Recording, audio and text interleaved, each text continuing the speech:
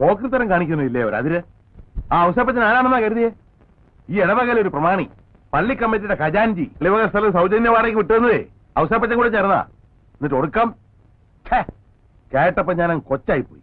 കുട്ടികളല്ലേ അച്ഛോ, അറിയാതല്ല, അറിവ് കൂടിപ്പോയിട്ടാ. അഹമ്മദി, നകളിപ്പ്, എറിയാൻ വേറെ ഒന്നും കിട്ടിയില്ല. മൊട്ടേ, കോഴിമുട്ട, അത് ഒന്നും രണ്ടും അല്ല, 10 അത്രയും മുട്ട വിറ്റാ ഒരാഴ്ച ചെലവിനുള്ള കാശ് കിട്ടും. ആ കാശിന് ഗതിയില്ലാതെ വഴി തെന്നിടുന്ന ഇവറ്റകളെ പിടിച്ച് മെത്തേക്ക് എടുത്താൻ നോക്കിയത് എന്റെ തെറ്റ്. അത്രയും പറഞ്ഞാൽ മതിയല്ലോ.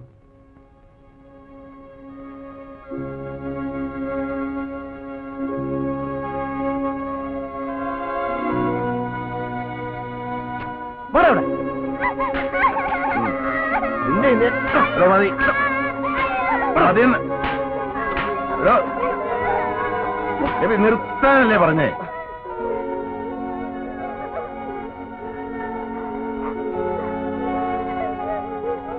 അച്ഛൻ പറഞ്ഞ ശരിയാ. രണ്ടി പിള്ളേര് നന്നാവത്തില്ല. എല്ലാം എന്റെ തെറ്റാ. ഇടവക പ്രമാണിയുടെ മക്കൾ, അവർക്ക് എന്തോ ആവല്ലോ. അതുപോലെയാണോ തെരുവിൽ വളർന്ന ഇവര്? ഞാനത് ഓർത്തില്ല. പെട്ടെന്നുള്ള ക്ഷോഭം കൊണ്ട് ഞാൻ എന്തൊക്കെയോ പറഞ്ഞുപോയി. താൻ ക്ഷമിക്ക്.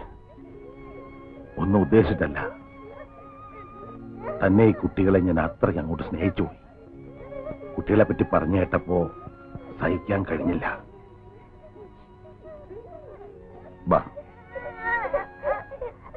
താൻ കുട്ടികളെ ഒരുപാട് തല്ലി.